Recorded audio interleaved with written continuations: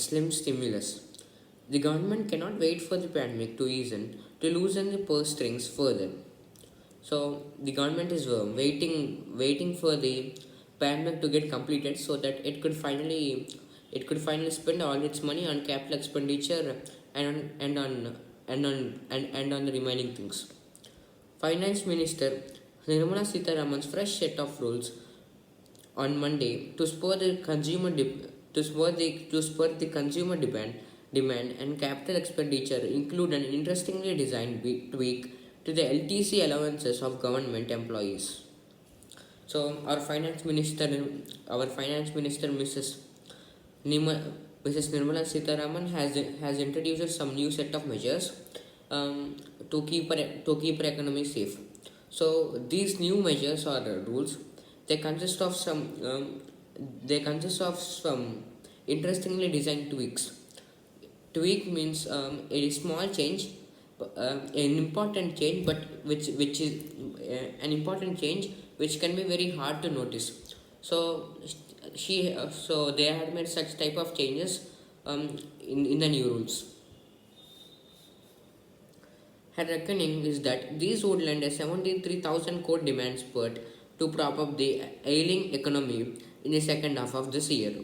So, according to our plan, our economy, which is suffering very severely, will get a push with 73,000 crore rupees if our plan was correctly implemented. This could rise beyond 1 lakh crore if private sector employees offered similar LTC incentives. So, along with our government, even if the private LTS owners um, gave their employees some incentives, then this 73,000 crore could become 1 lakh crore. With industrial output slipping for the sixth month in a row in August, the clamor for new stimulus measures had been growing ahead of a particularly bleak festive season. Um, so the industrial output has been slipping continuously, and it also slipped in the month of August, and that is the sixth time. So if it goes on happening like this, we will have a very bleak festive season. Bleak means unattractive or not that good. So our festive season, which is coming very soon, we are having many festivals soon, Diwali, Dashera, and so on. So if this pandemic continues, we surely won't have a happy and a prosperous festive season.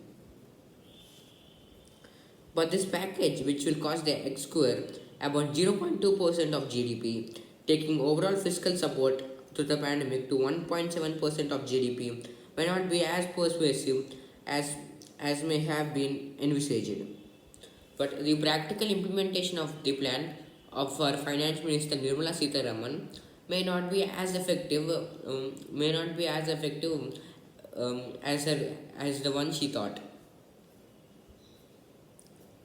Enhancing the centre's capital expenditure in specific sectors by 25,000 crore from the extant level of 4.12 lakh crore is laudable.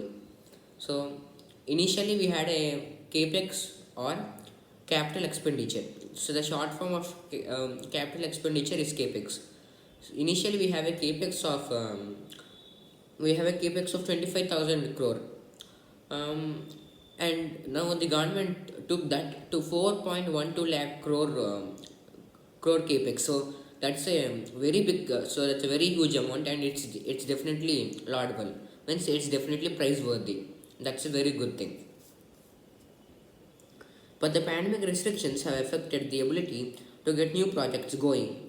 Till August, just about 1.34 lakh crore of the budgeted capex had been spent. So until the month of August, out of 4.12 lakh crore capex, we have only spent approximately 1 lakh crore. The same problem plagues the 12,000 crore offered as an interest free 50-year loan to states for capital spending over the next 6 months. So everything is good and well, but the real problem is the situation of pandemic.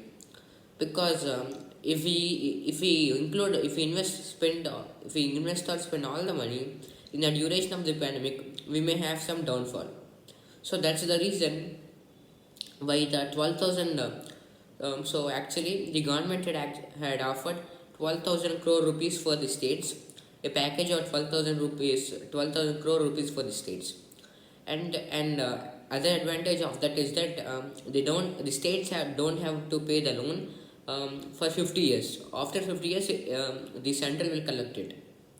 But the problem is this: during this period of pandemic, if these things happen, there will either be a huge good thing, or there will be a huge downfall, and this is very risky. So the pandemic causes a great risk. While states have been allowed to use these loans to pay off existing contractors' dues, the amounts on offer are unlikely to have an impact. So even if the states, even if they receive this amount of money, they will probably spend those on their dues, or their the money which they have to pay. 2,000 crore rupees has been set aside for states that managed to complete three of the four reforms mandated in the earlier Atmanirbhar Bharat package in order to get additional borrowing leeway. So as we just discussed, even states get their money, they will probably spend this on do's and use and so on. So this won't have a big impact on our current economy. And also 2,000 crore rupees have been set for the states. Means central will give that money to the states who have done three tasks out of the four tasks, which are included in the Atmanirbhar Bharat package challenge.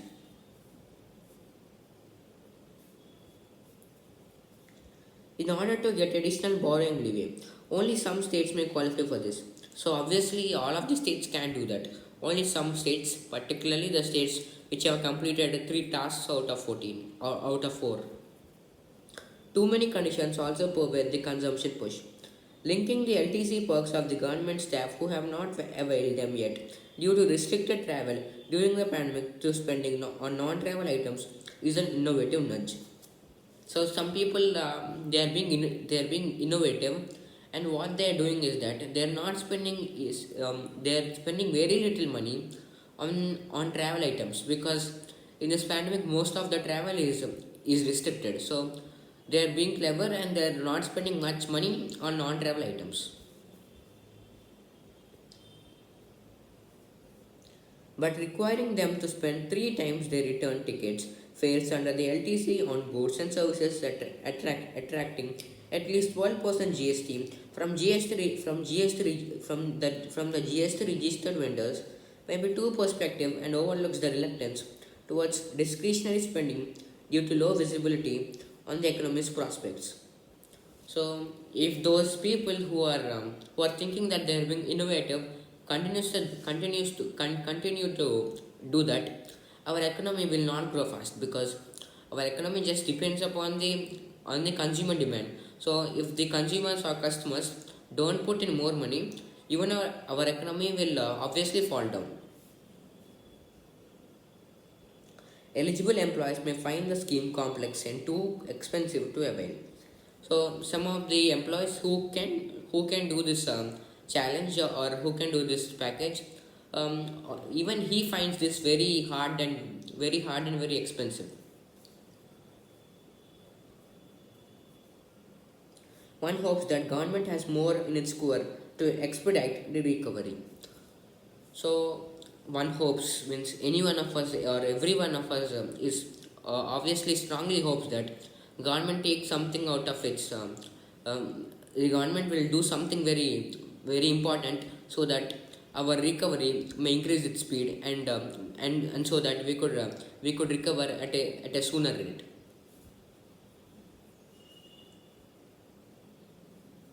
The focus should not just be on the conjuring a trickle down stimulus from those with their jobs and saving intact, but also on relief measures from those without.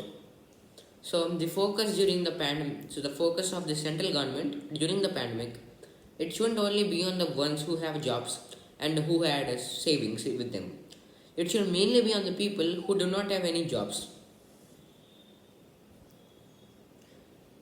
Even the IMF has been urging countries to spend now to diminish the damage, avoiding spending now to maintain fiscal discipline and prevent a rating downgrade seems sensible. But if the underlying edifices of the country's growth story crumble in the process, a future downgrade will become inevitable. Um, so even IMF is supporting the countries to spend their money now. The problem is that all the countries actually think that if they don't invest or spend any money, they'll save some money. They will save huge amount of money for the period after the pandemic, so that they could fix everything up. But if they don't spend anything in the pandemic, our economy will face severe problems in the pandemic itself, and then we won't even have enough money to fix that problem at all. So we should at least spend some amount of money during this pandemic to keep us afloat. Thank you.